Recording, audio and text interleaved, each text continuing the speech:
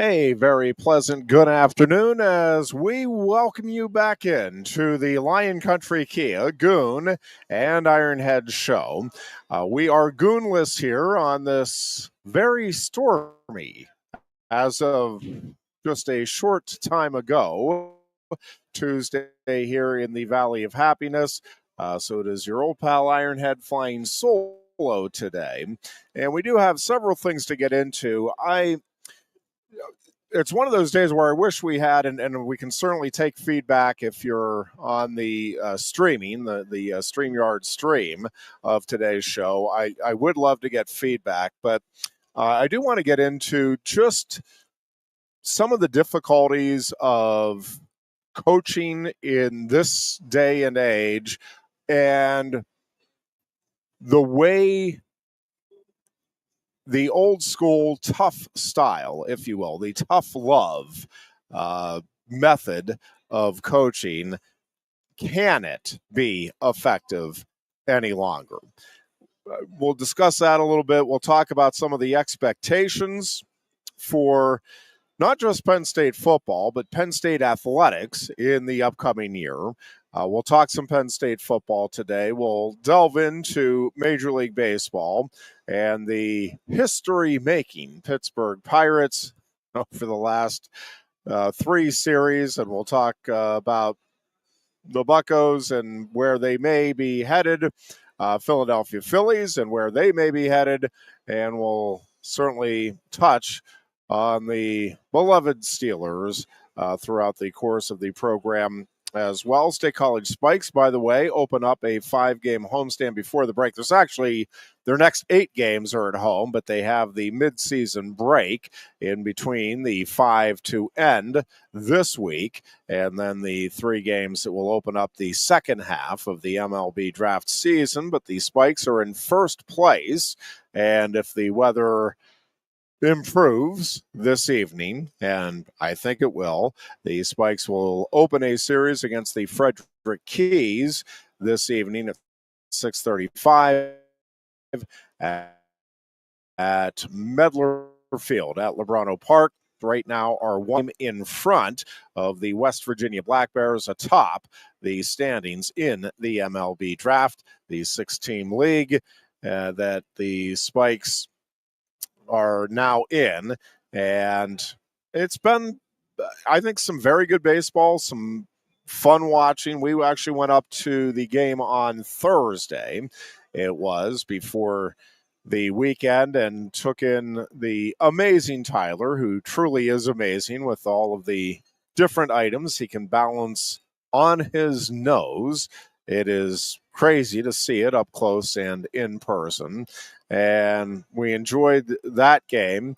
I participated, as folks that listen to the morning show, Let's Talk, weekday mornings, 8 to 10, right here on Sports Radio 98.7 The Fox, can attest.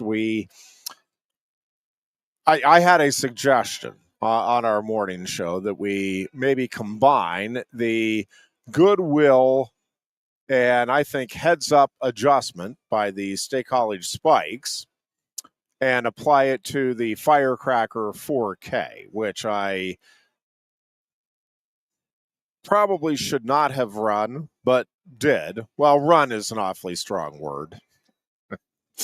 I participated in, walked pretty slowly for the better part of the 4K, and they had the Great American Baby Races at the Spikes game on that Thursday night, July 3rd, just 5 days ago. And what was interesting about it, the first race, they had 2 babies, 2 infants, and the idea was they had the finish line, 20 yards away, maybe less than that, maybe 10 yards, whatever it was. And it was, hey, the first baby to crawl to the finish line is the winner.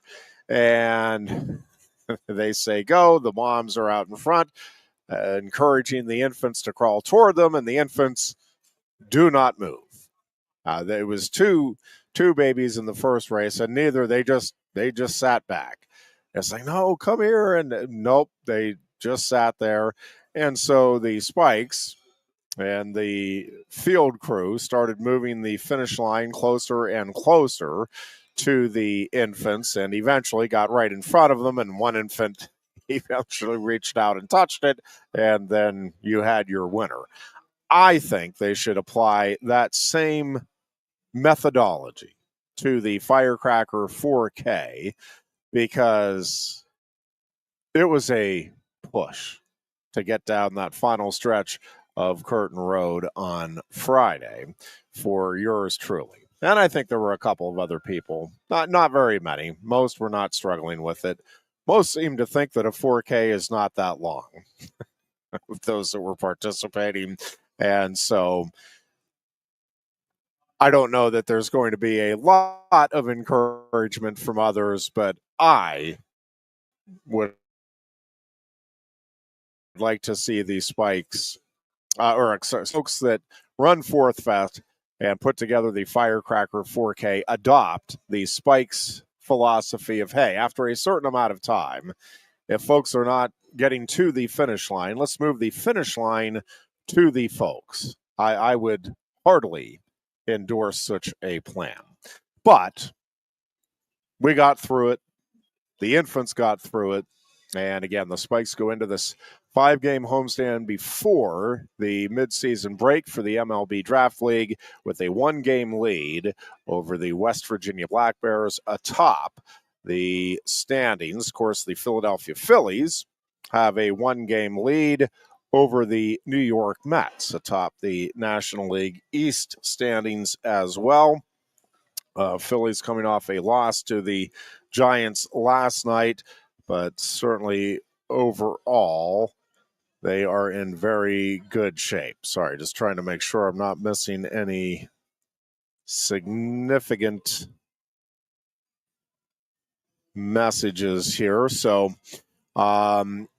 couple of things I want to touch on today, and we'll probably throw in a few extra breaks. So we'll kind of do breaks every 20 minutes or so in today's program. And actually, I think we're going to do that moving forward just to allow the opportunity to give our advertisers more bang for their buck, if you will, and kind of give us a chance to reset specific topic or issue that we can discuss in a particular segment, and then again reset the table every or so with the program moving forward.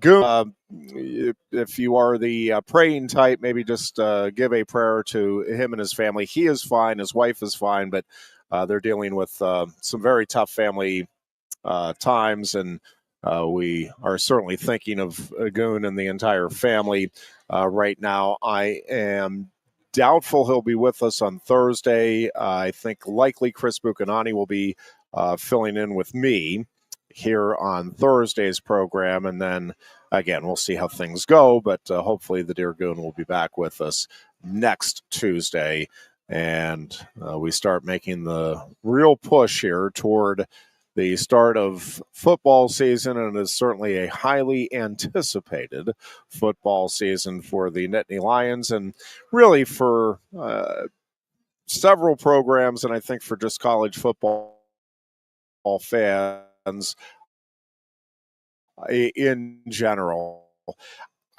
I am going to say there are folks that I'm reading different columns and different people on message boards saying that because of the money involved, because of the direction college football and college athletics are going, they're going to be out. I really wonder if that is truly the case, if the product that is out there is entertaining. And I think this Penn State football team has a chance to be very special. I think it will certainly be an entertaining team. I think there's a lot of talent on both sides of the ball, a lot of depth, and I think, to me, it's really going to come down to the receiving core and how well it can step up and make some plays for Drew Aller in key situations, how Drew Aller does in the biggest moments of the biggest games, and just kind of you've got to avoid key injuries to key personnel at key moments of the season. But everything else to me is clearly in place, and there's a reason Penn State is getting the publicity nationally that it is as a true national title contender here in the upcoming season. Penn State, one of 4 or 5 teams that most are projecting to be in the mix for the national title hunt at the end of the upcoming season. And obviously, a lot of things that will play into that between now and then. But certainly, when you look at the schedule, once again, and if you look at how things are expected to play out, I think Penn State, it's hard to imagine this thing will go off the rails and will be a disastrous season. But it is a year where I do think anything less than a national title is going to be disappointing. I'm not going to call it a failure. I'm not going to say it's, national championship or bust. But I do think, given everything the program's been through, given how close it came last year, pieces that are in place this year, it is going to be disappointing, I think, for Penn State fans if they are out of the national title picture in that final week of the season. I think you at least want to less than the Final Four, I think, would be a disappointment this year. And I think really if they can't get to the championship game this season, again, in the moment, it is going to feel like, is it ever going to? Your horse checking in. I won't be out in college football, but getting harder to like in the same way. Listen, I think it's really interesting. To me, it's interesting to see. Let me just back up. One of the things that I think we like about sports in general is there is a sport at its essence. There is an innocence to it, right? Like I think most of us, at least those of us that played sports or that are sports oriented, there's kind of a tugging of the heartstrings to your childhood. Again, I'm loving watching my kiddo go through the baseball experience and work his way up through Little League. He's doing Summer League this year, and it's just fun to see his growth. And it was interesting. They had a game, and I'm not going to get into a lot of details. There's been a real stress on sportsmanship and, hey, just, do your best, go out, have fun, all of the things that, again, you want kids to be focused on. And there were a few instances of poor sportsmanship from the other squad in last night's game. And I think it was addressed, and my point isn't to go after anybody here. It's again, young kids, they're learning. It's a process. But I'm watching Wimbledon. I've just had it kind of on in the background as I've been doing some other work here and there. I'm kind of home for a half-hour spot here, 45 minutes there, and I just have it on in the background while I'm getting some other work done.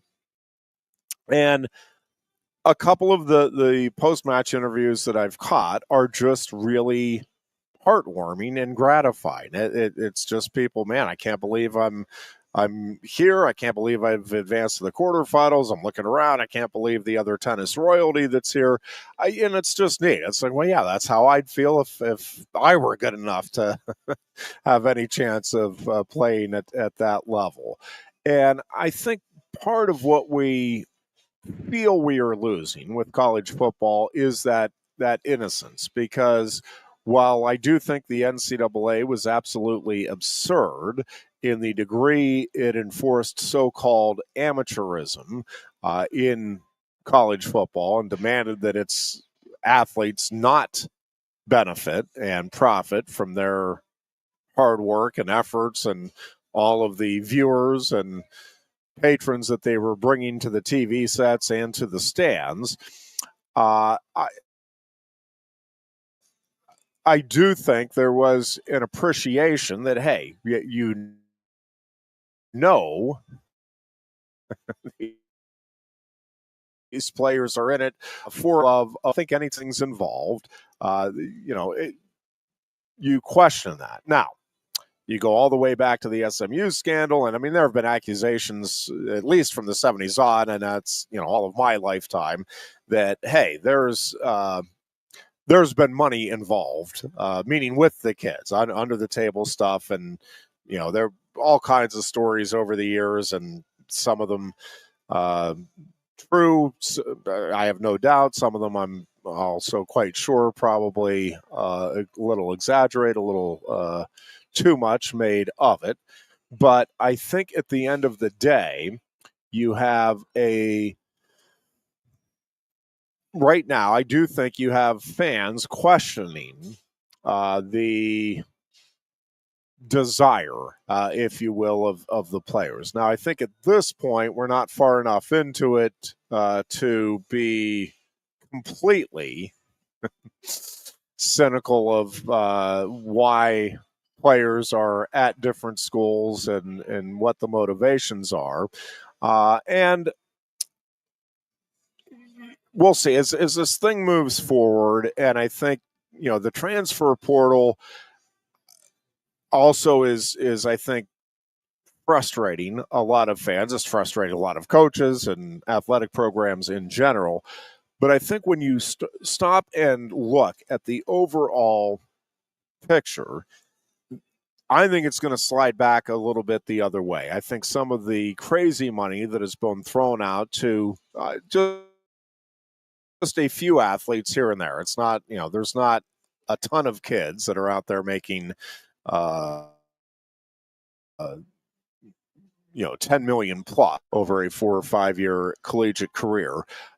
I think some of this stuff is going to settle out now, and there may be some fans that are going to be out, much like, and to Horace's point, where I want to get to in my long-winded way is you're not going to like it in the same way. And to me, it's much like when free agency hit professional sports. And listen, it's just the norm now. I mean, kids and young adults have no idea in some cases that there was ever a time where there wasn't free agency in athletics. And it's just assumed that most players, the overwhelming majority who are top level, are going to compete for different teams over the course of their career. And it's different. It was different when I was a kiddo and the Steelers and the Pirates were ruling the world. I knew the Steelers roster inside and out. I knew the Pirates roster inside and out. And there were, a change here or there from one season to the next, but you basically knew the team that you had the last year was basically going to be the team the following year. Well, those days are long gone, and I do think it is different now. I don't think professional sports are obviously very popular. NFL as popular as it's ever been. I get all of it. I think it is different. It does not have the same feel, and so I don't think it's going to be the same way that folks are going to identify with the teams that they follow. But are they going to continue to follow it? Are they going to adjust? Yeah, but it is going to be different. It's a different era. It's a different vibe, I think, from the sport. I think it requires different coaching style, and I want to get into some of the. I want to talk a little bit about coaching when we come back, and not so much from the man, they have a lot on their plate that Goon and I have talked about a lot. More just the style. Would a Joe Paterno style or a Russ Rose style, where it's, man, you come to practice, you work your tail off, you're going to get yelled at if you're not doing the thing, the fundamentals the way we're teaching you, you're going to get chewed out. Does that work? Can it be effective anymore? And I'm not sure that it can, especially in an era where, well, we'll get into it when we come back. There's a lot of things about this era that we're in that I think makes the old school, just gruff, man, you come in, you do it my way, or you hit the highway. Well, now they can hit the highway. It's not, you don't have the control as a coach that you once did. I'm talking here about college coaches, big time Division I programs, football, basketball, but even the other programs. But I also want to talk about just some of the challenges in trying to put out a winning product in this current environment that we have surrounding college athletics, and some of the challenges that coaches are facing in that regard. So we'll take a break here. When we come back, we will get into coaching. There's a really interesting story. Well, I found it to be an interesting story on ESPN on this, I think it's the water polo coach at Stanford, very well known in the water polo community. And I want to kind of broaden it out from that particular story and talk about some more general practices of college coaches and what is or isn't acceptable as we move forward in the world that we're in now. So we'll talk about that as we continue. It is our Tuesday edition of the Lion Country Kia Goon and Ironhead show. Again, we are Goonless here on this Tuesday show, and we are coming right back on Sports Radio 98.7. Summer is here. Is your vehicle going to make it on those summer trips? Don't disappoint your family. We want to see you in a Kia at Lion Country Kia. We want to see you in a Kia. Hurry in to Lion Country Kia now and choose from 79 new Kias on the lot. Just in time for family vacations, check out the refreshed 2025 Kia Carnival MPV. Its new SUV-inspired styling seats up to 8. Lion Country Kia has the 2025 Carnival and Carnival Hybrid with interest rates as low as 3.9% for 48 months through Kia Motor Finance. There's 4 gas models available and 8 hybrids available with up to a 33 combined MPG. Be sure to check out the full Kia lineup too at Lion Country Kia. And remember, every new Kia comes with a 10-year, 100,000-mile powertrain warranty. Lion Country Kia, 1334 Drywood Street, off Shiloh Road, behind Sam's Club, State College. Warranty is a limited powertrain warranty. For details, see dealer or go to kia.com. If you love wings, if you love rings, and all kinds of other tempting things, great times, great food, get to Quaker Steak Lube. Get our Best Wings USA, signature sauces, mouth-watering appetizers, or any of our delicious award-winning lube favorites. Great times, great food, get to Quaker Steak Lube. I'm the Modelo Recruiter, and I'm looking for fans with good hands and great speed. The ones who stay focused and never miss a play. They go the distance on game day, even when their team is away. I'm always watching, always looking to reward more full-time fans. Because football isn't really football without you. Join us tonight at the State College Spikes for four-legged fun as the Spikes are in the hunt for the first half title. Bring your pup out for the second bark in the park of the season as the Spikes face the Frederick Keys at 6:35 p.m. And it's Dugout's second birthday party as we celebrate Dugout the baseball dog on the very day he turns 2. Plus, it's a Walking Taco Tuesday with half-price walking tacos. For tickets, call 814-272-1711 or buy and download at statecollegespikes.com. A lot has changed about State College. One thing that hasn't is W.C. Clark's Coffee Roasters on 234 East Calder Way. 30 different varieties of specialty coffee beans sourced from over 25 countries and roasted with love each morning in Happy Valley for over 45 years. They'll ship their fresh roasted coffee from their doorstep to yours. Order online at statecollegecoffee.com. That's statecollegecoffee.com. Hi, welcome to Timberland Federal Credit Union, a financial cooperative for its members, tracing all the way back to 1973. Experience Timberland Federal Credit Union, where you're greeted with a smile and financial solutions are tailored to your unique life journey. Here, we're not just financial professionals, we're your neighbors, people invested in your financial needs, literacy, and empowerment. Your dreams matter to us, whether they're about buying a home, growing a nest egg, or embarking on new adventures. TFCU draws from the past and invests in the future, offering modern tools like online banking to give you the freedom to manage your money practically anytime. Additionally, we're passionate about giving back both time and resources because enhancing our community is at the core of why we're here. Visit TFCU in person or online to learn more about our services and apply for a membership today. WFXS, once again. The Fox, your sports radio. Broadcasting live, loud and proud from Central PA's Sports Authority. WFXS America. 98.7 The Fox, State College. The Goon and Ironhead. Back here at our home, away from home, Quaker Steak and Lube. Again, no Goon today, but we are back after a 2-week hiatus with the Goon and Ironhead show here on Sports Radio 98.7 The Fox. Again, an interesting story, at least to me, because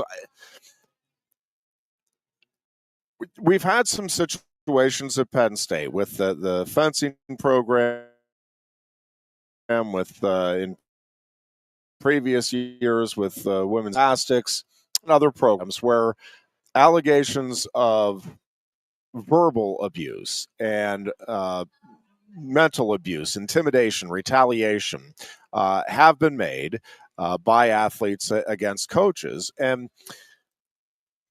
I just think this is one of those things, and this story, I think, does a good job of shedding light on it. I think the author is Juan Tai, and the story is of the Stanford water polo coach who, again, I'm not big in the water polo community. I don't follow the sport regularly, but the story is just more about what I consider old school coaching and the coaches that you come to practice, you get yelled at, demanded that things be done exactly the way they're being told. You repeat things that you're doing incorrectly over and over and over until you get them right, and then you go on with your day.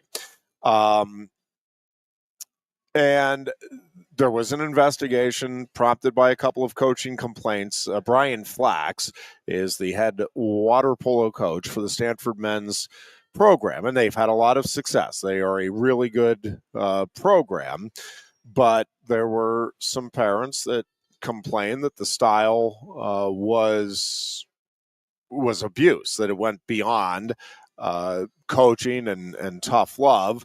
There are defenders, and you kind of have the two factions. One saying, no, this is just, toughen up, Buttercup. This is big-time college athletics, and there are real demands, and you need to do things the way the successful coach is telling you, or change your ways. And then the other faction is saying, nope, this is crossing the line. You're being too personal, too harsh in the demands. And it's much like the Penn State cases. I mean, you would read through it, or at least I read through it, and I'm like, well, I can kind of see both sides. And one of the things, we are in an era, and my wife, full disclosure, runs a nonprofit that works with the mental health of young people, and for a variety of reasons, social media, a big contributing factor. We are seeing a significant rise in real emotional problems, mental health issues that are where folks are struggling. Young people are really hurting, really lost, and trying to figure the way back to a good place. And you have that component. You have the pressures now, the additional pressures. I mean, the money is a great thing in many ways for student athletes. They're getting compensated for time and effort in a lot of cases anyway that they are putting in. But as we have talked about on this program several times, with that comes some additional pressures, and the demands that have always been there now feel even greater. Well, the demands on the coaches are also even greater with the big money involved and with programs, and I would argue in some ways even more so maybe for some of the non-revenue sports, the Olympic sports, pretty much all sports outside of football and basketball, because if you are not among the top contenders, I think there's real questions here for most of those programs out there that aren't, let's say perennial top 20 contenders anyway, as to whether or not in another 5 years, certainly in another 10 years, whether your university is going to continue to support your program. And so certainly if you're at a school or a program that has a history of success, you're expected to live up to that. So you have the combination of pressure on the student athletes, pressure on the coaches. It's a different time, different demands. The social media component, again, also I think makes coaching more difficult and all of that. And with the transfer portal being what it is now, again, it's one of the concerns Goon is expressed often. Is you have a day where the coach is just on you. Hey, I'm out of here. Forget it. I don't need to take this. And the other part of this, and I got into an interesting discussion with somebody who has some real knowledge, understanding, pretty directly on the protocol now that is in place with reporting mechanisms and what all you are supposed to report if you are a coach, and what all you're supposed to report up the chain. And I'm just reading through this, and the investigation and with the accusations and allegations, the investigation was certainly proper at Stanford. And now there's a second investigation because after the coach was, in essence, at least legally exonerated, then a group of athletes who were involved and were involved on the side that felt the coach was going too far said that they then received repercussions because of their involvement and that they were retaliated against for having testified against the coach. And so now there's another suit or another investigation, not a suit, another investigation as to whether or not there was unfair treatment of athletes who spoke out in the first investigation. And I suspect this is going to be an ongoing cycle. And my guess is it's if you take the exact same circumstance, if I show a video of a coach yelling at a player and saying you have to be better, or you can't play this game effectively unless you lose another 5 to 10 pounds. You just can't. Well, I am telling you, in this day and age, there will be a group of people that will look at that and say, well, that's body shaming. That is horrible. That is way too far. And yes, that is crossing the line into abuse. And there are going to be other people looking at it and saying, that was coaching. And that's a coach being honest with their athlete about what they need to do to be successful at the highest level in whatever sport it is. And I think this one of the real difficult. I think it's the same thing with an investigator. I think you could have two investigators come to with the same set of facts, the exact same scenario being played out, and coming to completely different results or demands for what should or should not be done in a particular case. Now, again, are there cases where, I just was rewatching over the holiday weekend there. I think it was within the last couple of weeks anyway. It was they redid or replayed the 30 for 30 on Bob Knight. Listen, I think there are clear examples where we would all agree, all right, that coach went too far. You can't be putting your hands around an athlete's neck. You can't be throwing objects at an athlete's head. Okay, so there are clear boundaries that I think at least 98, 99% of us would say, all right, that clearly you've gone too far. There need to be real ramifications for that, whether it's firing or suspension or whatever. But we would all agree, all right, that coach has gone too far. And I think at least the overwhelming majority of folks, there are times where, all right, let's say you have a player that has jumped off sides 3 times in the previous week's game, and you're like, listen, no matter what, I want you watching the ball in practice. We need you to not jump off sides. No matter what the quarterback is doing, watch the ball. And he jumps off sides, and he jumps off sides again, and then it's the 3rd time in practice. Well, if the coach said, hey, I can't play you. You're being stupid. Well, you just called him stupid. Well, I think most would say, well, yeah, but the player's not learning. Like that is being dumb. And I think you're okay with that. If it's a one-time thing because of a one-time issue. But I think there's a lot more gray area where different people are going to draw the line at different places between, yelling at someone, hey, you got to do better than that. You got to be better than that. Again, you're yelling that out once or twice at a kid over the course of a season. Nobody's going to say that's verbal abuse. Now, if every day, the coach is on a player, you're letting your team down, you're doing this, and the player is actually out there doing the best they can.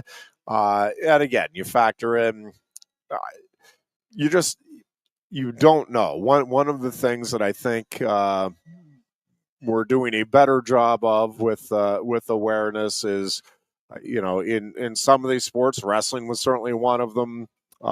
Gymnastics certainly one of them, where, listen, you need to be eating healthy. You need to be taking care of yourself. It can't be just about making weight or getting your figure in optimal form for some sort of a judging. Now, that being said, it is also true that if you can't, run up and down the field and you're expecting to play soccer, well, that's you can't you can't have a ton of excess weight on your body and expect to be playing at a high level. And, that goes across the board for different sports and what the physical requirements are. So, yeah, there needs to be some demands and accountability there. And again, I think different people are going to draw the line at different places. Where all you investigate to, because there is, if you've been around locker rooms at any, from high school, even down to the little leaguers like playing little practical jokes on one another from time to time. Well, again, one person's practical joke may be another person's bullying. And again, it's going to come down to, well, how frequently is it happening? What exactly is occurring? If somebody knocks a teammate's hat off one time, and the teammate has to go pick it up and say, okay. I think the majority of us are like, not sure you necessarily needed to do that, but maybe you're just having a little fun trying to get their attention. If every player is knocking off a single player's hat at every practice or over the course of every game, well, yeah, that's bullying. Like, now you've gone too far. Well, where in between there, how many times you're allowed to knock off the hat? If the other player retaliates and knocks off the hat a couple of times, are we, where does it become a tit for tat situation? There's just so much of this stuff that I just think we look at differently, and I'm not sure that I think the day of the true coaching dictatorship, where it's just completely, man, you will listen to me, and that's the end of it. You will do it the way I tell you to. And listen, part of that too is there's a lot more access for kids to go see what the proper there was a time where if your college coach is telling you, hey, this is the way you line up, I want your footing exactly here, it's like, well, okay. Especially if that coach has some success. Well, if you're looking now at an NFL player who's put out a video, it says, the way I do it is this, because I think this gives me an advantage there, and that feels more comfortable to you. Well, if your coach is demanding that you're doing it one way, and you're seeing a guy that has a similar style as you in the NFL is doing it a different way, or you see, you're watching a major league player, man, this is the way they swing the bat. Why can I not swing the bat? So there's also more access, and kids are getting a lot of the elite level athletes are getting more elite level coaching at younger and younger ages. And again, all of that plays into it as well. So it's not, you may have legitimate questions that previous generations just wouldn't have had a reason to question it. Well, now maybe you do. And so it's not just, well, my coach told me to do it, I'm going to do it. So there's a lot that goes into it, and I think the Bear Bryants, the Joe Paternos, kind of the coaches that just, man, you will do it my way or you're not going to play. I think that is a dying breed of coach, and I think it's really difficult to be able to maintain any success just coaching that way 24/7, because the likelihood that you're going to run into somebody, at least a couple of somebodies that are resistant to that, or whose parents are resistant to that, is very likely. And again, I think it makes added to the long list of things that make coaching very, very difficult. And I think it's a really rewarding sport. I mean, I'm seeing it with a couple of friends of mine that are coaching at different levels, and they absolutely, it is one of those things, kind of like being a teacher. It's in your blood, and I think they do it because they love it, and they do it despite some of the hassles, and even at the high school level, some of the the political pressures from school boards or from administration, and obviously, to say nothing of the parents and all of that. It's a lot at any level, but you add in the pressure to win, the demands to win at the collegiate level, and I think you need to be able to adapt to the times we're in. Doesn't mean you can't be tough. Doesn't mean you can't be demanding. Doesn't mean you can't be yelling at players in practice. But man, it's you got to be able to back it up and to make sure as best you can that you're not crossing lines that athletes or parents can then take to an administrator or to others and ultimately cost you the opportunity to do what you love to do. But if you get a chance, read through the ESPN piece, because I think they do a fairly good job. I think it's a little slanted, I think, toward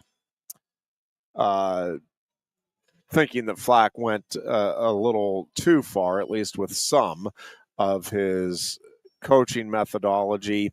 Again, I think it's a tough thing, because I do think there are people that respond to that and almost need that. There are athletes where it's like just the hey, come on, you can do it. Do your best, and that's not what they need. And they'll tell you that. They're like, no, I need somebody to clearly give me the guidelines and push me. Right, that's part of what coaching is pushing athletes, young people to do more than they think they're capable of, to bring out the very best that they have. And when you think you're exhausted, or when you think you don't have anything else to give, find a way to dig a little deeper and maybe surprise yourself. Well, how do you do that without pushing the person and demanding certain things? It's again a very fine line, and I think this story to me is much more indicative of just the struggles of being a college coach in this day and age compared with days gone bad. It's again not necessarily better or worse, but it is certainly very different. Take a break here. When we come back, we'll talk some Buccos history. It's been quite the couple of weeks here for the Pirates. You are listening to the Lion Country Kia Goon and Ironhead show here from Quaker Steak and Lube. Summer is here. Is your vehicle going to make it on those summer?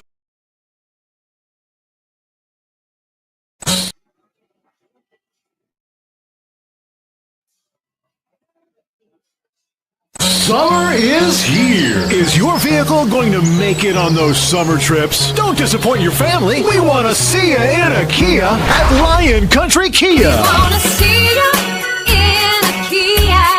Hurry into Lion Country Kia now and choose from 79 new Kias on the lot. Just in time for family vacations, check out the refreshed 2025 Kia Carnival MPV. Its new SUV-inspired styling, seats up to 8. Lion Country Kia has the 2025 Carnival and Carnival Hybrid with interest rates as low as 3.9% for 48 months through Kia Motor Finance. There's 4 gas models available and 8 hybrids available with up to a 33 combined MPG. Be sure to check out the full Kia lineup too at Lion Country Kia. And remember, every new Kia comes with a 10-year, 100,000-mile powertrain warranty. Lion Country Kia, 1334 Drywood Street, off Shiloh Road, behind Sam's Club, State College. Warranty is a limited powertrain warranty. For details, see dealer or go to kia.com.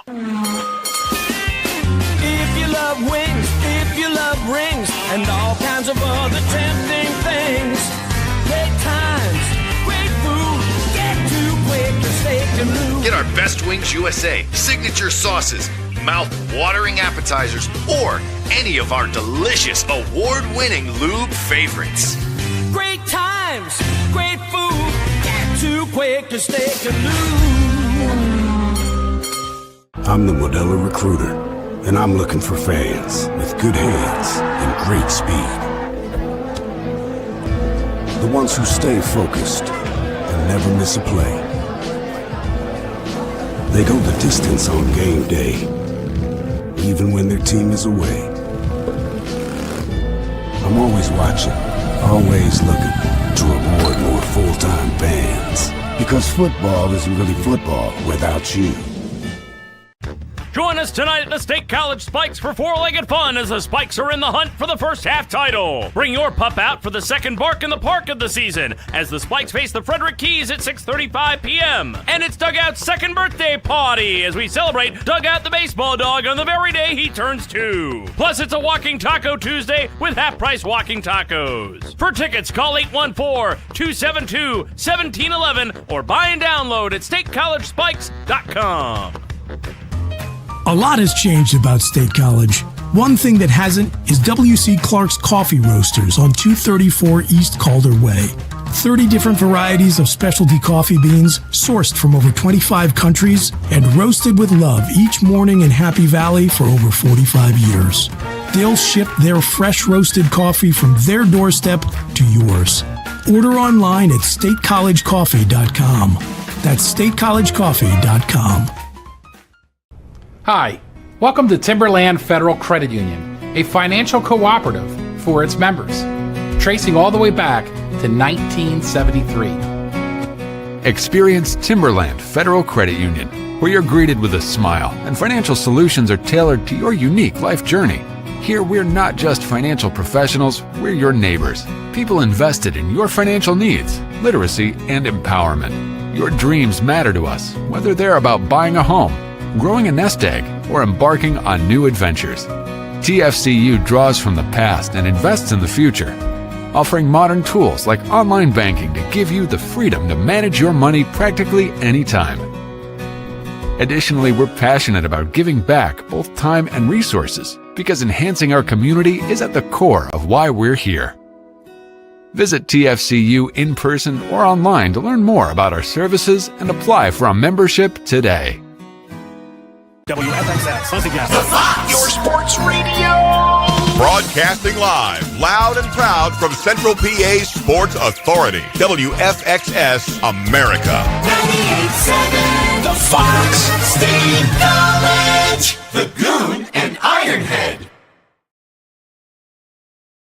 And we are back here at Quaker Steak and Lube on this Tuesday afternoon. Rain has passed by, at least for the time being, and hopefully we'll be able to get in all of the outdoor activities this evening, including the State College Spikes, scheduled for a 6:35 start tonight against Frederick at Mettler Field at Lebrano Park. Also, the State College under-11 Little League team is in sectional play tonight against Hollidaysburg in West Suburban, and that game, I believe, is an 8 o'clock start tonight. The State College under-12 Little League team also is opening up sectional play this week after winning the District 5 title over the weekend in a hard-fought pitcher's duel against Bellefonte. Pittsburgh Pirates are making all kinds of history here over the last couple of weeks. It is one of those things that, obviously there are people that research this and know the facts. It is just really hard to believe, to me, that never in the history of Major League Baseball had we had a situation, well, and there's several cases here where the Pirates have made unprecedented history in Major League history. One, in the stretch before the series with the Mariners in the 6-game homestand, where the Pirates swept the Mets and then swept the Cardinals with 3 straight shutouts. In that process, the Pirates outscored their opponents, the Mets and the Cardinals, 43-4. It was the most runs ever scored over a 6-game span by a team that allowed fewer than 5 runs from their opponents in Major League history. You think about some of the, even just great Pirates teams in the past, but you think about some of the Yankees teams. There have been teams with great pitching, great hitting, and never in a 6-game stretch did a team outscore its opponents 43-4 or better. That's just hard to believe. Also, wasn't thinking this was a regular occurrence, but the Pirates, again, shut out the Cardinals 3 straight games and then turned around and got shut out by the Mariners in 3 straight games. They had 31 consecutive innings of shutout ball from their pitchers, and then the Pirates went 30 consecutive innings without putting a run up themselves. That is the first time in Major League history that a team has shut out an opponent 3 games in a row and then was shut out by an opponent in a 3-game series immediately following the series in which they recorded the 3 shutouts. Again, it would surprise me if that was a regular occurrence, not expecting that to be an annual thing, but never did a team have that experience before. It is wild, the history, good and bad, that the Pirates, and especially good for this Pirates team to be making good history is just truly unbelievable. Like you can't get your head around this team doing that kind of historically great things. And it'll be a 6-game stretch that I suspect will stand out in an otherwise pretty disappointing, pretty glum season. Pirates have now lost 4 straight. They'll take on the Royals again tonight in Kansas City. 7:40 will be the first pitch, and 7:15 will be the airtime here on Sports Radio 98.7, the Fox. And I don't even know what kind of history the Pirates could make tonight. They did break the scoreless streak last night with Tommy Pham, the former Royal, providing the 2-run homer that got the Pirates in the scoring column. Actually had the lead last night before dropping the 9-3 decision to Kansas City. Again, the Phillies lost 3-1 to the Giants last night. And I find it hard to believe. I will see. There's all kinds of speculation, and I think part of it is just, man, you want to speculate. You're looking for stories. You're wondering about things on what it would take for a Paul Skeens trade. And if you're the Pirates organization, I don't think you rule anything out. But boy, you'd have to get a lot in return because that is the draw right now. He is having a spectacular season. His record is not going to reflect how unbelievable he is throwing. And I talked about it, but it is just, he makes throwing the baseball as hard as he does, as well as he does, look easy. And the motion that is involved with his throws, and hopefully I never eat these words, but it like when you watch Nolan Ryan throw, it looked like he was giving it everything he had, and that arm might just fly off. I don't know if it's the mechanics or but the motion of Skeen's arm, it doesn't look like he's putting the stress on that arm or shoulder the way a lot of guys who fire 95 miles an hour plus look like they're putting. Even when he tops the 100 mile an hour mark, it's like, I mean, it looks brilliant. But in terms of the effort that it looks like he's putting forth, it doesn't have the feel of, boy, this is a guy who's just overexerting, and again, eventually that arm or shoulder are going to give out. And we've talked about it, but the variety in his arsenal and his ability to keep guys off balance, and then to have the power pitching that he does, to have the fastball that he does, is truly unique and really, really special. And it's why he has a chance here, and it feels like he is on his way to a Hall of Fame career, and a career that will make him the pitcher of his generation. I mean, that's certainly the start he is off to here in his Pirates career.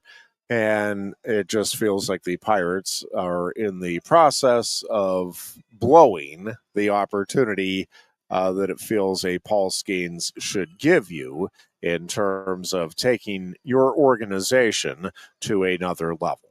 And that, as a Pirates fan, is bitterly disappointing. We will take a break here. It is the top of the hour, 3 o'clock. And again, rainstorm has seemingly passed by. Hopefully we get everything in that is scheduled for the outdoors this evening. We'll talk some Penn State hockey when we come back. Big news breaking yesterday, and expectations are starting to get sky high, and I think rightfully so, for Guy Godowski's squad next season. Summer is here. Is your vehicle going to make it on those summer trips? Don't disappoint your family. We want to see you in a Kia at Lion Country Kia. Wanna see ya in a Kia. Hurry into Lion Country Kia now and choose from 79 new Kias on the lot. Just in time for family vacations, check out the refreshed 2025 Kia Carnival MPV. Its new SUV-inspired styling, seats up to 8. Lion Country Kia has the 2025 Carnival and Carnival Hybrid with interest rates as low as 3.9% for 48 months through Kia Motor Finance. There's 4 gas models available and 8 hybrids available with up to a 33 combined MPG. Be sure to check out the full Kia lineup too at Lion Country Kia. And remember, every new Kia comes with a 10-year, 100,000-mile powertrain warranty. Lion Country Kia, 1334 Dravilla Street, off Shiloh Road, behind Sam's Club, State College. Warranty is a limited powertrain warranty. For details, see dealer or go to kia.com. If you love wings, if you love rings, and all kinds of other tempting things, great times, great food, get to Quaker Steak Lube. Get our Best Wings USA, signature sauces, mouth-watering appetizers, or any of our delicious award-winning lube favorites. Great times, great food, get to Quaker Steak Lube. I'm the Modelo Recruiter, and I'm looking for fans with good hands and great speed. The ones who stay focused and never miss a play. They go the distance on game day, even when their team is away. I'm always watching, always looking to reward more full-time fans. Because football isn't really football without you. Join us tonight at the State College Spikes for four-legged fun as the Spikes are in the hunt for the first half title. Bring your pup out for the second bark in the park of the season as the Spikes face the Frederick Keys at 6:35 p.m. And it's Dugout's second birthday party as we celebrate Dugout the baseball dog on the very day he turns 2. Plus, it's a Walking Taco Tuesday with half-price walking tacos. For tickets, call 814-272-1711 or buy and download at statecollegespikes.com. A lot has changed about State College. One thing that hasn't is W.C. Clark's Coffee Roasters on 234 East Calder Way. 30 different varieties of specialty coffee beans sourced from over 25 countries and roasted with love each morning in Happy Valley for over 45 years. They'll ship their fresh roasted coffee from their doorstep to yours. Order online at statecollegecoffee.com. That's statecollegecoffee.com. Hi, welcome to Timberland Federal Credit Union, a financial cooperative for its members, tracing all the way back to 1973. Experience Timberland Federal Credit Union, where you're greeted with a smile and financial solutions are tailored to your unique life journey. Here, we're not just financial professionals, we're your neighbors, people invested in your financial needs, literacy, and empowerment. Your dreams matter to us, whether they're about buying a home, growing a nest egg, or embarking on new adventures. TFCU draws from the past and invests in the future, offering modern tools like online banking to give you the freedom to manage your money practically anytime. Additionally, we're passionate about giving back both time and resources because enhancing our community is at the core of why we're here. Visit TFCU in person or online to learn more about our services and apply for a membership today. WFXS, Your sports radio. Broadcasting live, loud and proud from Central PA's Sports Authority. WFXS America. 98.7, The Fox, State College, the Goon and Ironhead. Back here at Quaker Steak and Lube on this Tuesday afternoon. Of course, big news yesterday for Penn State hockey as news broke that it is expected and seems a certainty now that Gavin McKenna, who is projected as the number 1 overall pick in the NHL draft next year, is going to be coming to Happy Valley to play hockey. It is interesting. We talk about not trying to rest on your laurels. Penn State gets to the Frozen Four for the first time in program history this past season. It is a remarkable run that the program makes after getting off to a less than stellar start, to put it mildly, in conference play. Penn State goes from 1-9 in the Big Ten to the Frozen Four. And you felt like there was some momentum there, could lead to some good things in the recruiting front, have a lot of talent back, lose some very good talent from last year's team, to be sure, as well, but returning some very good talent, and you felt like, yeah, this team is going to be a contender again in the upcoming season.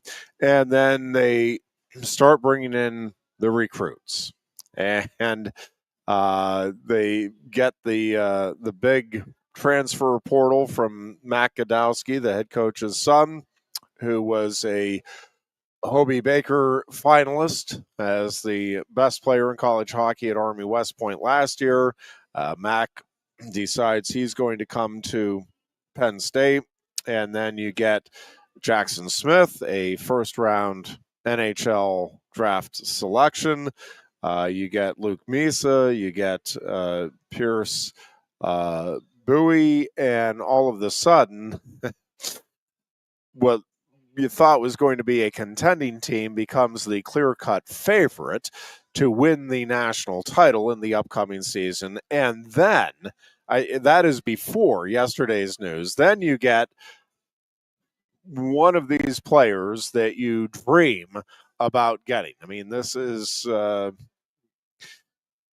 David Taylor in wrestling, a Saquon Barkley in football, a Paul Skeens in baseball type of guy where you are getting something really, really special when he comes in. And, likely one season. But if it goes well, the thing that this opens up is not just the possibility, the likelihood that Penn State will continue to bring in top-level talent. And I mean, make no mistake, this roster in the upcoming season is filled with top-level talent. This is, in terms of just the talent on the roster, this is a roster that I think you can put up with just about any college program historically in terms of guys that are going to be playing in the NHL and standing out in the NHL in future years. This, on one hand, right, like you're not wanting to, let's not put undue expectations and make it seem like it's just a disaster if you don't win the national title.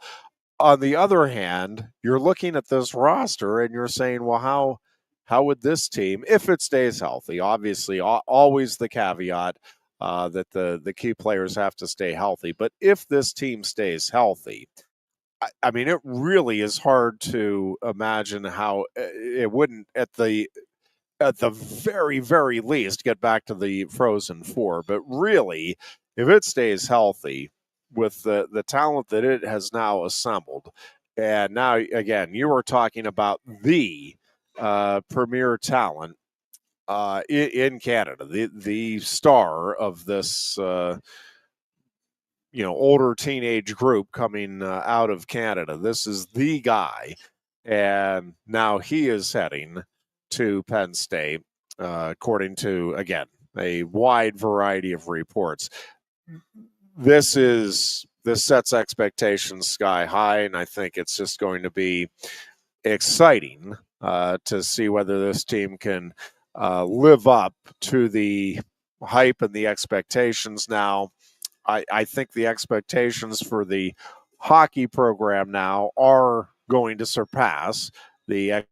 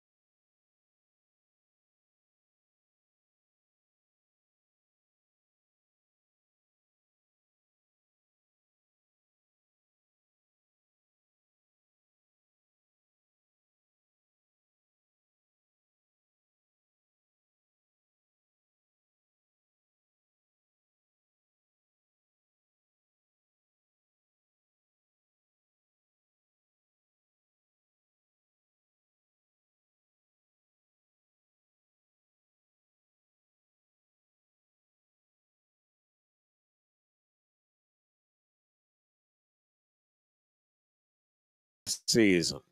And I think this team has a chance to be, again, really, really special. Unquestionably has a chance to be as good or better than certainly any in the history of Penn State hockey. But I think this team has a chance to put itself right up there with some of the best that we've seen in the history of college hockey. But still only one puck. You gotta get the egos managed. But I suspect Guy Godowski and these guys, this team, know kind of the opportunity at hand, and I don't think that's going to be a real problem in the upcoming season. But this is a huge, huge get, and it just adds to a team that was already really strong and in really good position for the upcoming season beforehand. I do think one of the things that it'll be interesting to see how tough the tickets for the Penn State home games, and for that matter, the away games, are in the upcoming season. Again, McKenna is one of those guys, not unlike Paul Skeens, not unlike a number of Penn State wrestlers. I mean, when they go on the road, like you want the opportunity to see a Gavin McKenna if you can. If you're a hockey fan and that kid and this team is coming to your town, you want to check them out. I think this is going to be one of those years where everybody, all eyeballs, are going to be on Penn State, at least all in the college hockey world, to see how this thing comes together, and just to see, again, a talent the likes of McKenna, which do not come around very often. So huge get here for Penn State, and again, really, really exciting to see what this team can do in the upcoming season. We've been talking about the expectations for Penn State football are proof. I think it'll be certainly disappointing if they don't at least get to the Final Four in the upcoming season. Again, always the caveat that everybody stays healthy. All of the key players and the key games are available to you, but certainly the talent for Penn State, and now the experience, the coaching. I mean, it just feels like everything is coming together, and the Penn State should be on the very short list of teams that should be in the running here for the national title in the upcoming season. I think Texas is in a very similar position to Penn State's. They feel like this should be their year. It's interesting. Arch Manning, obviously, I don't think anybody is doubting his talent. Excuse me. It is going to be a first-year starting quarterback, though, for Texas. Drew Aller does have the experience edge. And I think with the way last year ended, a little chip on the shoulder, which I think will be a good thing for Aller and the Nittany Lions in the upcoming year. But we'll see how it all plays out. I think those two programs, sky high expectations. And then, you know, you have programs like Georgia, Ohio State, Clemson, where the expectations are always high, and those teams all should be very, very good in the upcoming season as well. Oregon certainly loaded once again up and down the roster with really good talent. And then there's some teams that you just want to keep an eye on. Other storylines in college football, obviously North Carolina and Bill Belichick and how that thing either comes together or if it doesn't. I think Alabama's going to be a really interesting watch this season. Are they going to get back into the mix here with the elite? Or, do you start to have concerns about whether or not that program is going to drop off here a bit in the coming years? And does that open the door for schools other than Georgia as well to contend here for SEC titles other than Georgia and Texas? And, can an Oklahoma get back in the mix? A Tennessee, Florida, somebody else. We'll wait and see. Again, I think that's going to be one of the storylines to follow in the upcoming season. But you look at Penn State football, again, I think Final Four is feels like that should be the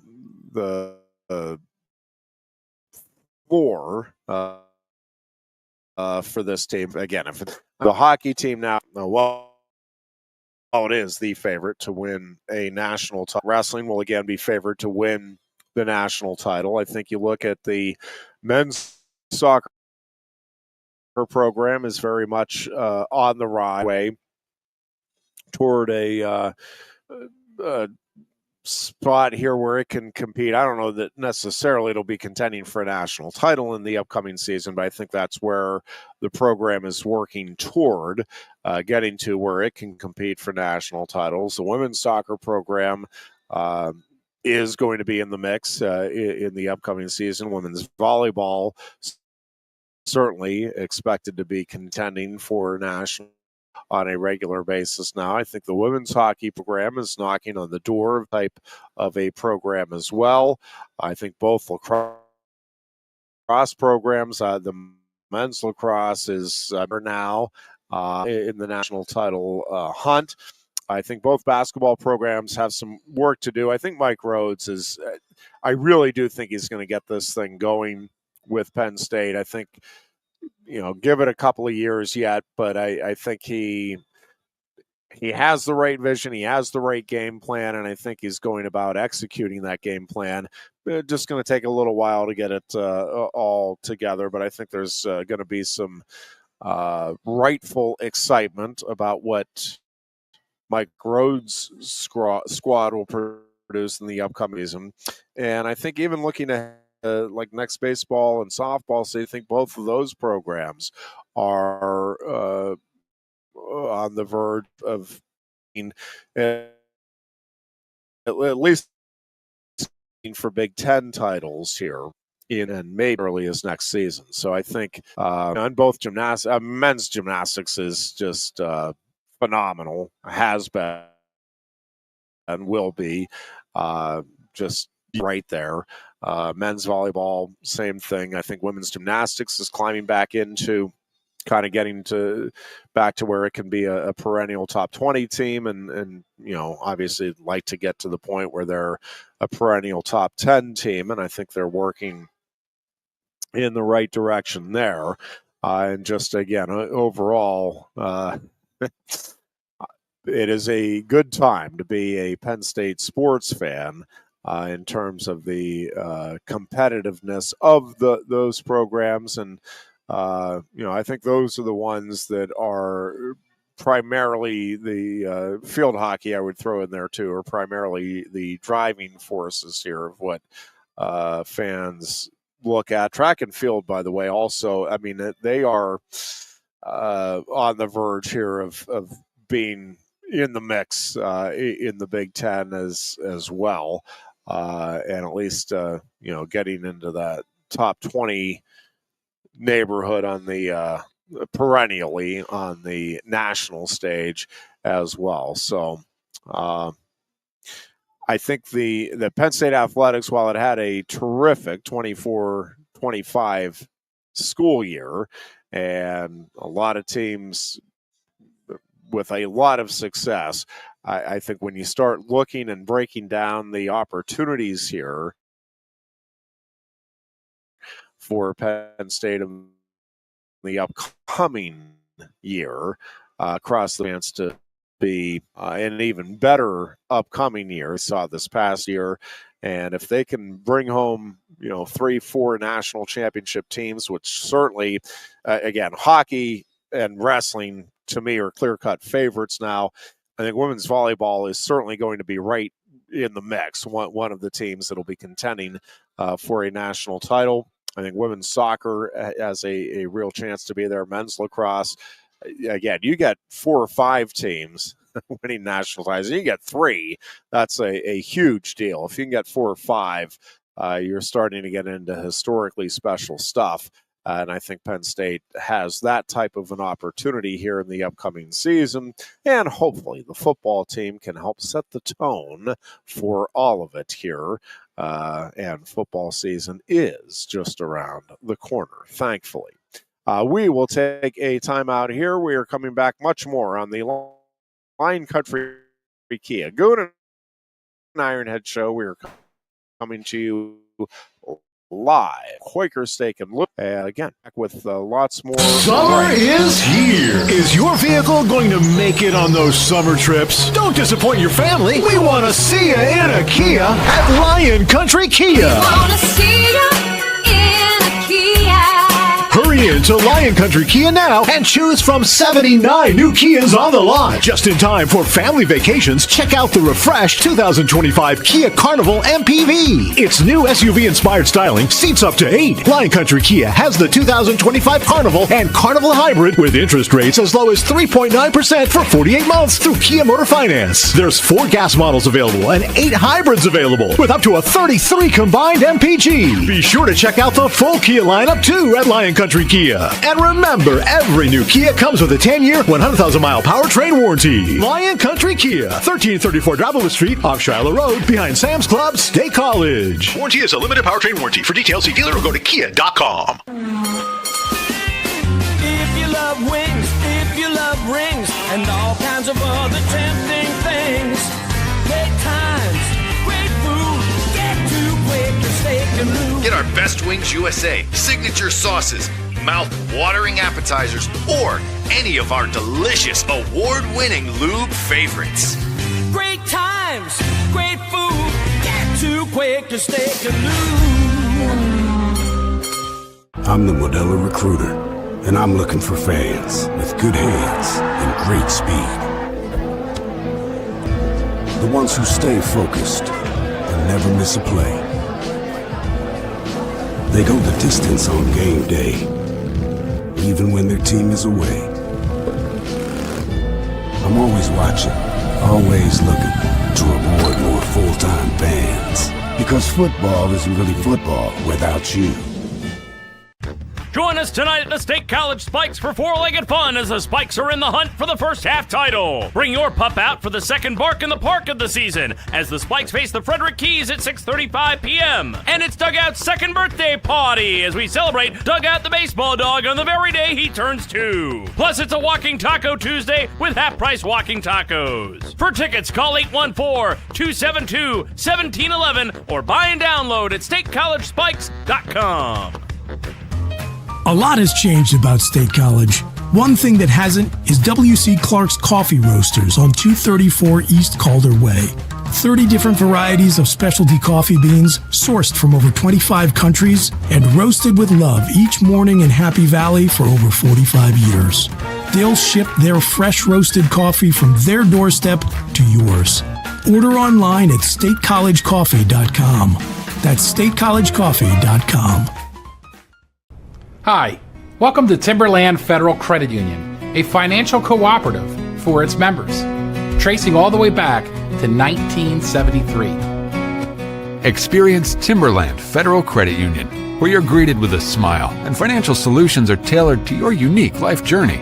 Here, we're not just financial professionals, we're your neighbors, people invested in your financial needs, literacy, and empowerment. Your dreams matter to us, whether they're about buying a home, growing a nest egg, or embarking on new adventures. TFCU draws from the past and invests in the future, offering modern tools like online banking to give you the freedom to manage your money practically anytime. Additionally, we're passionate about giving back both time and resources because enhancing our community is at the core of why we're here. Visit TFCU in person or online to learn more about our services and apply for a membership today. WFXX, once again, The Fox, your sports radio. Broadcasting live, loud and proud from Central PA's Sports Authority, WFXS America. 98.7, The Fox, State College, the Goon and Ironhead. Want to talk a little bit about the consistency of coaching versus trying to win the ultimate goal. James Franklin, there's a nice piece by Mike Poorman, State College.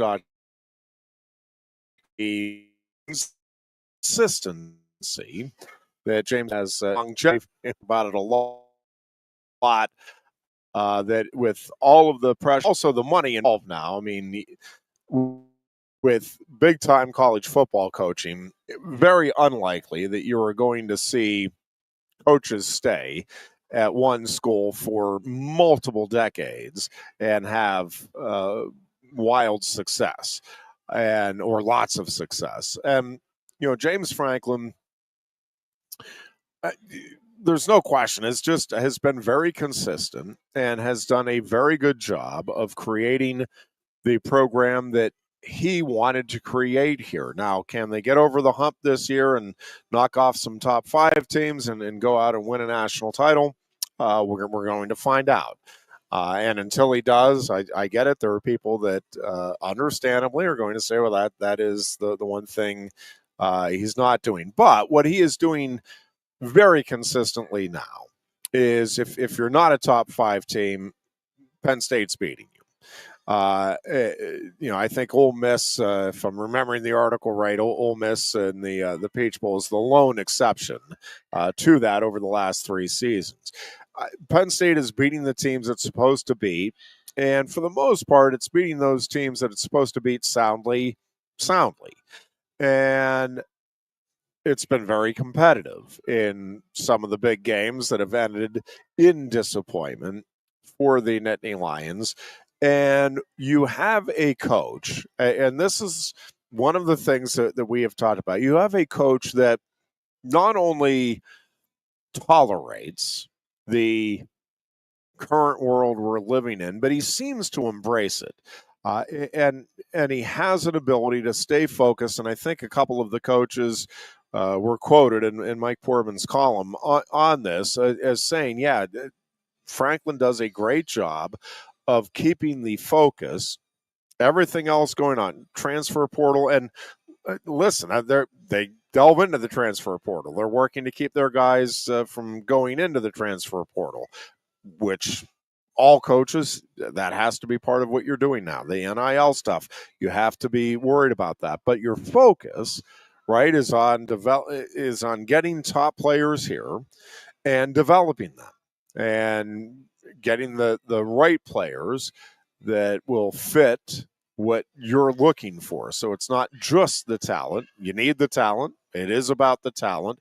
But it's also, hey, do I think this guy is going to fit in with our locker room and be able to put ego aside to make the team better?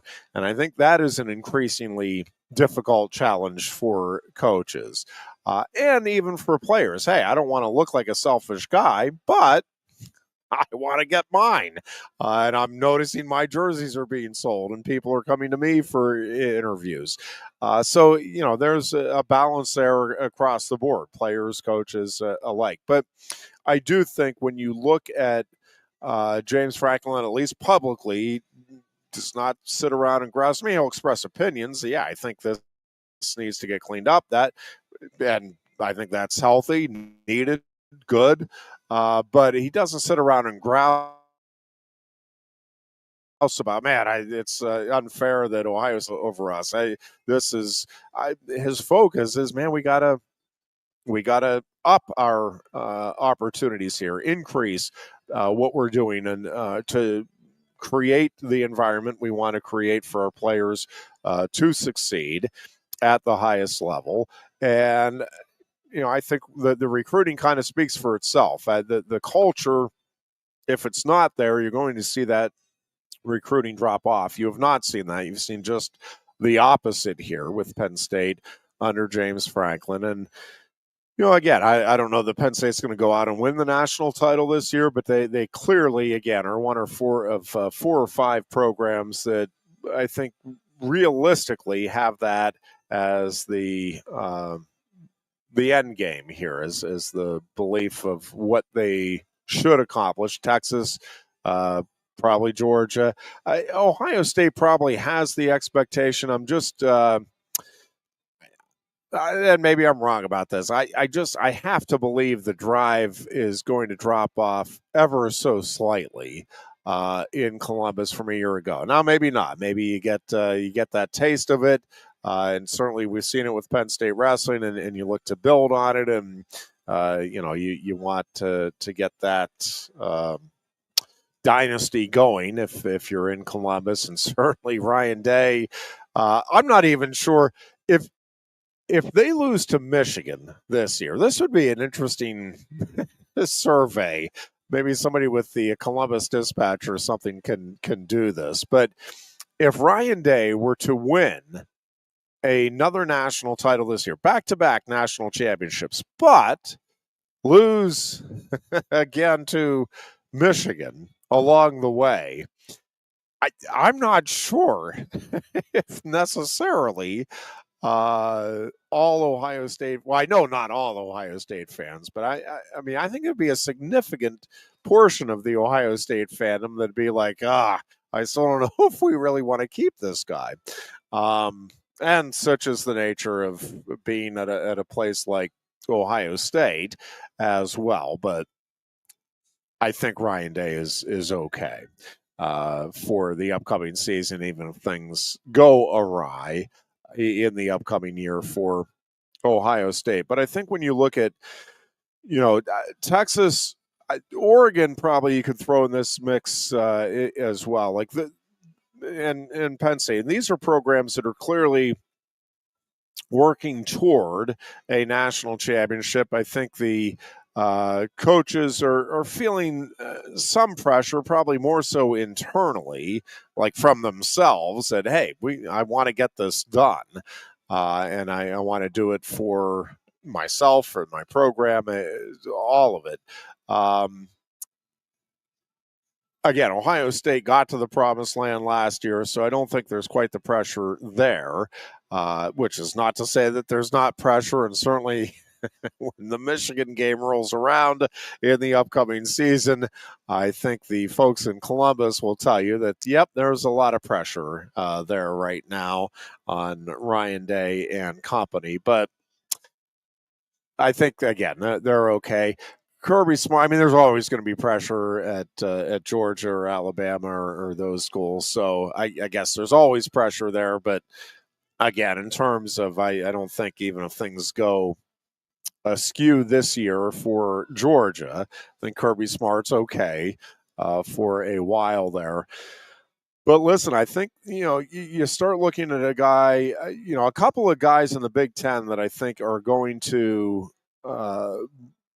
really, Matt Rule needs to show that the program is turning around. I'm certainly not pressure to go win a national title or a Big Ten title, but I think pressure to, hey, are we clearly heading in a positive direction here? Is there clearly improvement? I think they need to show that in Nebraska this season. I'm not saying Rule loses his job regardless at the end of this season, but I do think the pressure really gets ratcheted up if they do not show some clear improvement. And Lincoln Riley, I think, is probably the Big Ten coach that really needs to take that next step in the upcoming season in the Big Ten. I think with the way USC finished up, there's, again, some good vibes there. I think they're feeling positive about what they can go out and accomplish, and they need to go do it.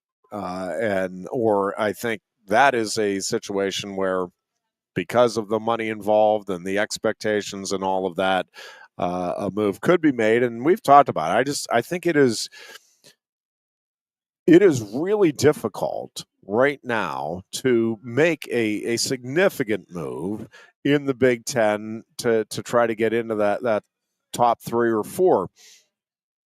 Again, Ryan Day and Ohio State they're perennially going to be in the mix. They just have a roster filled with talent. I think it is a really good coaching staff, really good culture, the whole bit.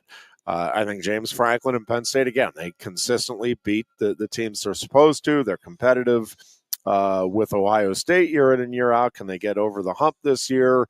We'll find out. But Penn State is not an easy team or program to surpass right now, and I think Oregon certainly is in that mix right now. So those 3, and then Michigan kind of is that next team now, and can they sustain the continued success? And then you got a bunch of teams trying to fight their way into battle with those so-called big boys of the conference. And, I was very good, consistently good. Wisconsin, pretty consistently good. Washington, I think, will be a team worth keeping an eye on. Can they make that push back into the upper tier, anyway, of the conference? Again, I think a lot of pressure, different types of pressure and expectations with Nebraska and USC, but I think those pressures and expectations are there in the upcoming season. And then, again, all of the other teams, you can start Illinois, can it make that push and become a consistent force in the conference? Rutgers, I think, has again just done a very good job with what it has in a conference that is just really hard to make a lot of headway in. And so, we'll see. We'll see what happens here in the upcoming season. I think from Penn State's perspective, it does, to some degree, have the feel of a national title or bust season. But again, that isn't to say if they get to the national title game and lose by a field goal, again, bitterly disappointing if that were to play out that way. But also, big picture, hard to look at that season as anything but a success and another step in the right direction for the program after making its first Final Four appearance last season. Going back to the Mike Poorman column, again, I think the consistency with which James Franklin has performed, or his program has performed, is pretty remarkable given the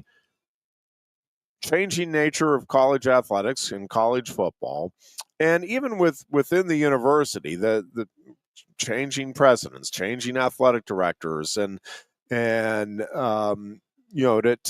kind of hold steady through all of that, and I think have Penn State in a better position now than it's ever been under James Franklin. And maybe, I think Penn State, we'll see how it plays out this year, but I think Penn State right now, to me, is in the football program now I'm talking about.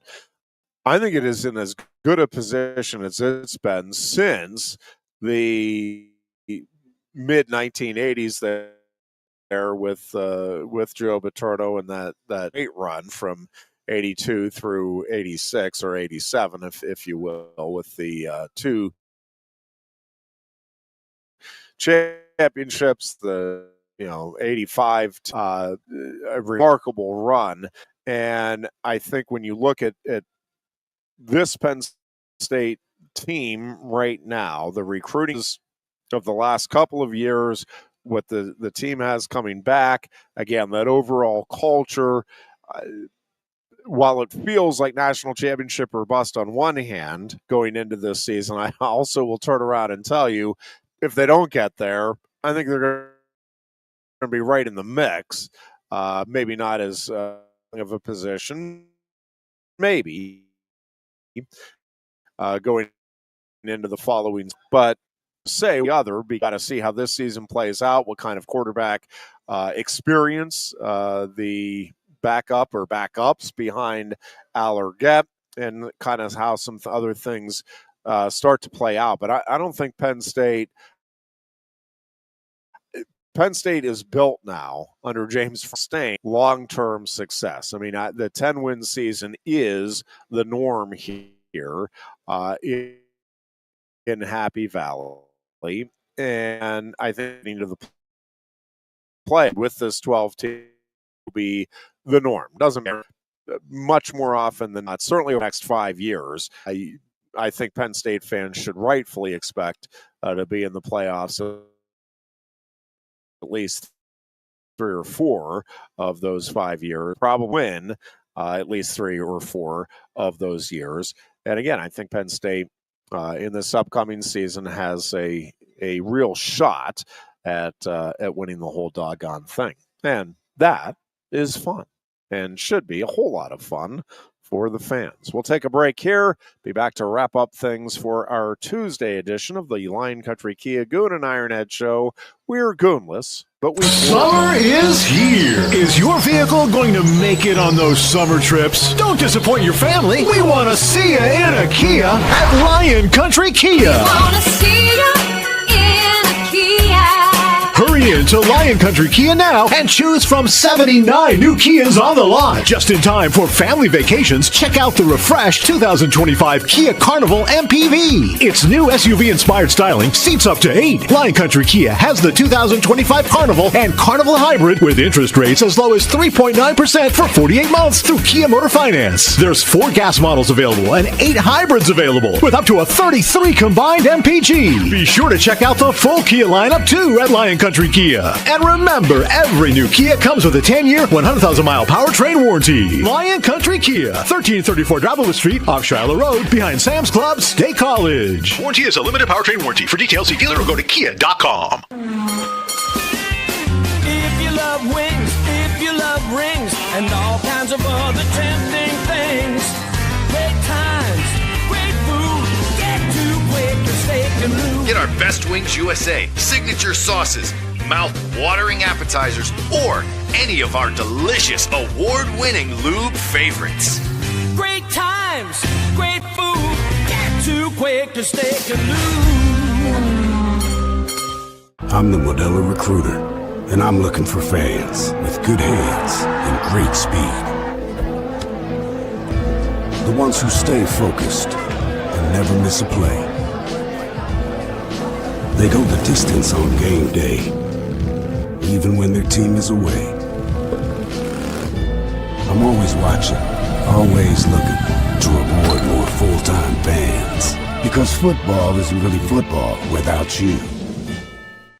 Join us tonight at the State College Spikes for four-legged fun as the Spikes are in the hunt for the first half title. Bring your pup out for the second bark in the park of the season as the Spikes face the Frederick Keys at 6:35 p.m. And it's Dugout's second birthday party as we celebrate Dugout the baseball dog on the very day he turns 2. Plus, it's a Walking Taco Tuesday with half-price walking tacos. For tickets, call 814-272-1711 or buy and download at statecollegespikes.com. A lot has changed about State College. One thing that hasn't is W.C. Clark's Coffee Roasters on 234 East Calder Way. 30 different varieties of specialty coffee beans sourced from over 25 countries and roasted with love each morning in Happy Valley for over 45 years. They'll ship their fresh roasted coffee from their doorstep to yours. Order online at statecollegecoffee.com. That's statecollegecoffee.com. Hi, welcome to Timberland Federal Credit Union, a financial cooperative for its members, tracing all the way back to 1973. Experience Timberland Federal Credit Union, where you're greeted with a smile and financial solutions are tailored to your unique life journey. Here, we're not just financial professionals, we're your neighbors. People invested in your financial needs, literacy, and empowerment. Your dreams matter to us, whether they're about buying a home, growing a nest egg, or embarking on new adventures. TFCU draws from the past and invests in the future, offering modern tools like online banking to give you the freedom to manage your money practically anytime. Additionally, we're passionate about giving back both time and resources because enhancing our community is at the core of why we're here. Visit TFCU in person or online to learn more about our services and apply for a membership today. WFXS, once again. The Fox, your sports radio. Broadcasting live, loud and proud from Central PA's Sports Authority. WFXS America. 98.7, The Fox. State College. The Goon and Ironhead.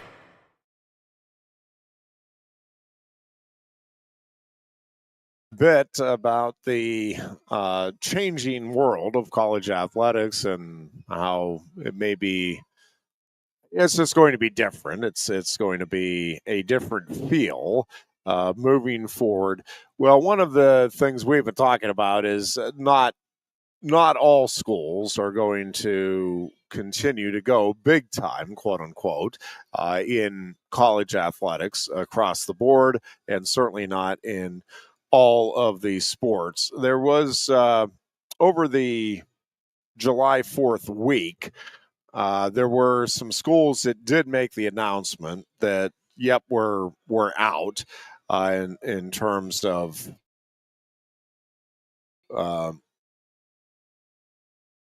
paying their athletes. I think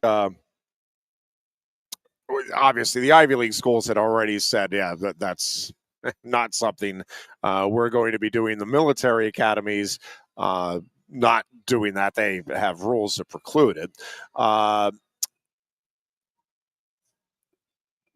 a lot of schools.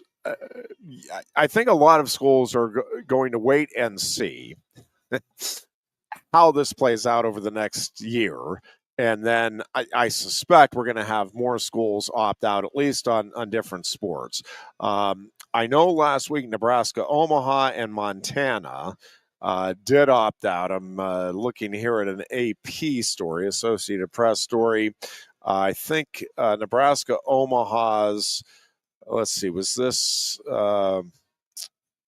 I guess this was just a release from the university, not specifically the president or the AD, just the university. In a statement, the University of Nebraska Omaha wrote, quote, "Although we welcome the approval and intent of the settlement, our mission remains to protect the interests of our current student athletes while honoring UNO's core values as we transition to a new era. Opting in at this stage would simply introduce new and unresolved variables at a time when clarity is critical," unquote. So they cited, Nebraska Omaha cited the concerns about Title IX compliance as a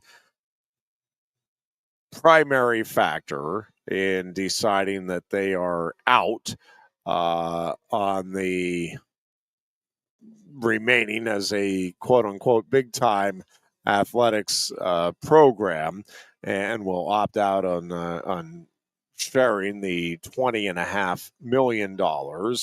Again, there is still a lot of unresolved items here and a lot of lawsuits that are still pending. And more that undoubtedly are going to be coming down the pike here, both with Title IX in terms of how this money is going to be distributed, and all kinds of other factors. I mean, we are far from having clarity on what the future of Division I college athletics are going to look like. From the Associated Press story last week, just read here, for schools opting in, and that is the vast majority across Division I, there is a host of questions. Some are logistical. Many donor-backed collectives are disbanding or being brought in-house, a key change in fundraising. Schools are getting familiar with reporting and enforcement details for NIL deals over $600, and both school and athlete are getting crash courses on contracts that read more like they are from the NFL and other pro sports leagues. And that is one of the things that I think is going to be used to start to settle down some of the transfer portal issues. Is I think there are going to be some more restrictions and requirements of the student athletes in these contracts that they sign with the schools that they do out of high school that will make it more difficult to transfer. There will be some accountability. There will be some penalty paid by the student athlete if they do opt to transfer. And again, that's just going to be the nature, I suspect, of college sports moving forward. The other thing is that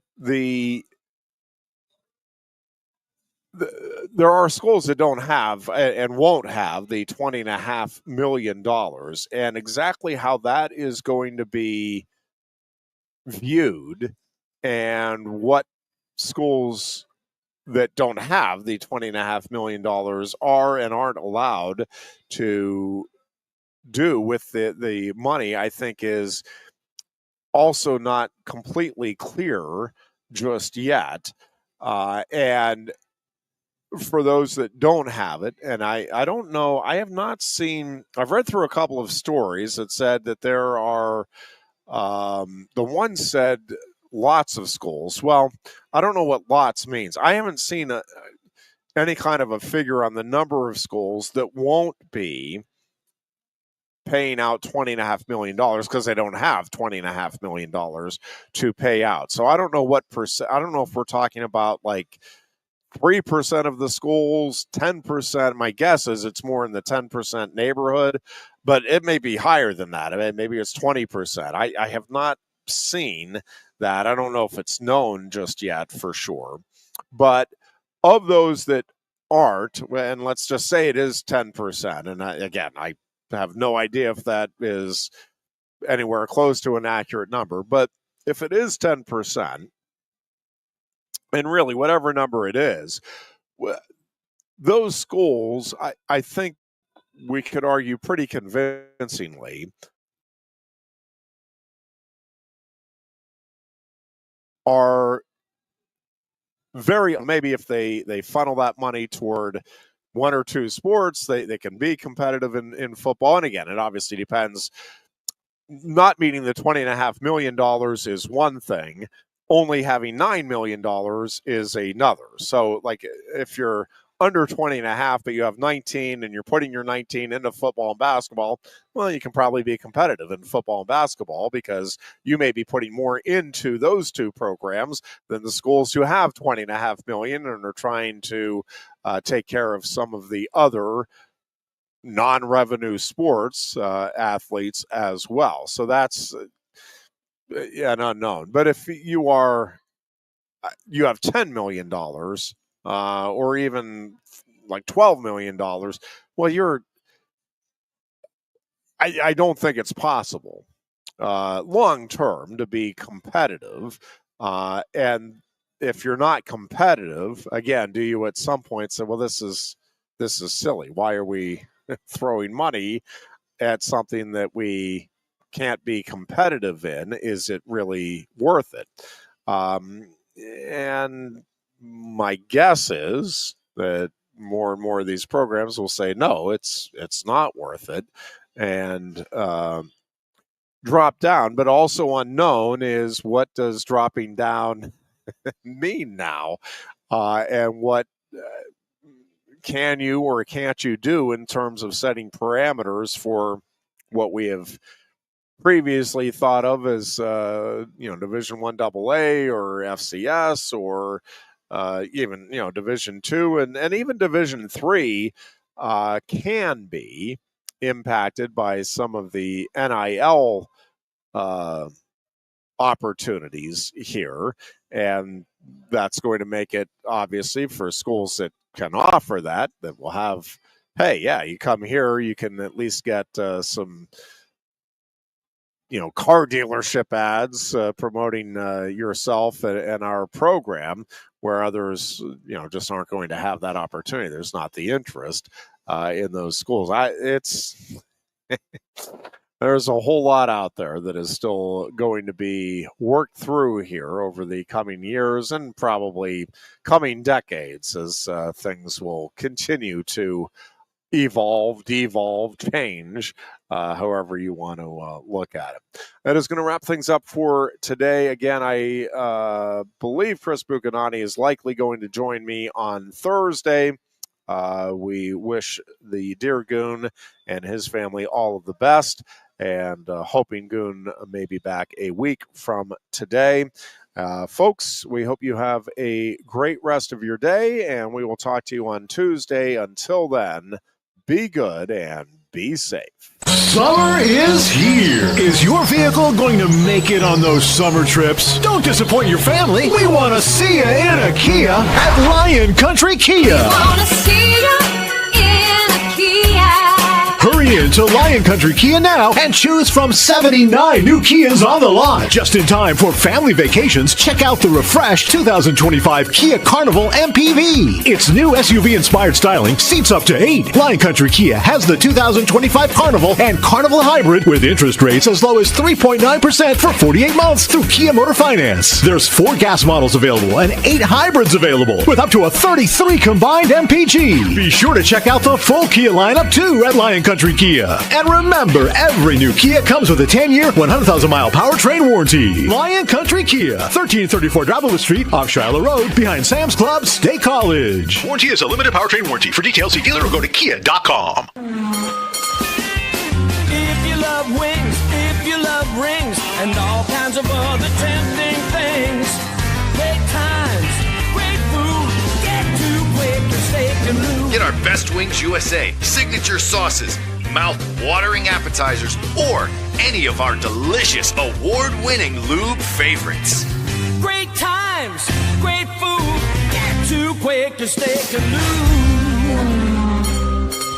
I'm the Modelo Recruiter, and I'm looking for fans with good hands and great speed.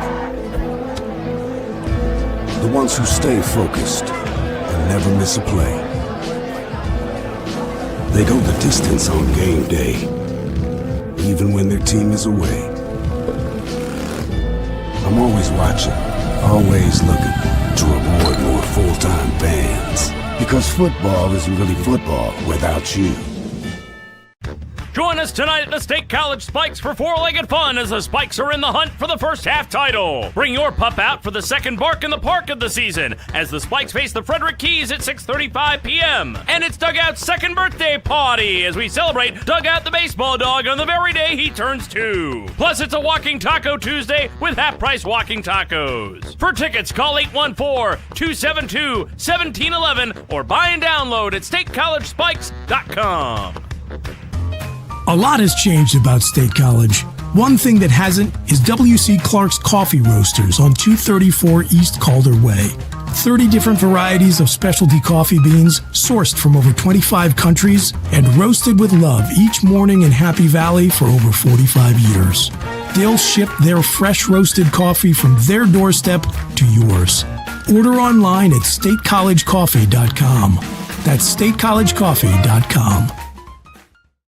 Hi, Welcome to Timberland Federal Credit Union, a financial cooperative for its members, tracing all the way back to 1973. Experience Timberland Federal Credit Union, where you're greeted with a smile and financial solutions are tailored to your unique life journey. Here, we're not just financial professionals, we're your neighbors, people invested in your financial needs, literacy, and empowerment. Your dreams matter to us, whether they're about buying a home, growing a nest egg, or embarking on new adventures. TFCU draws from the past and invests in the future, offering modern tools like online banking to give you the freedom to manage your money practically anytime. Additionally, we're passionate about giving back both time and resources because enhancing our community is at the core of why we're here. Visit TFCU in person or online to learn more about our services and apply for a membership today. WFXS, once again. Your sports radio. Broadcasting live, loud and proud from Central PA's Sports Authority. WFXS America.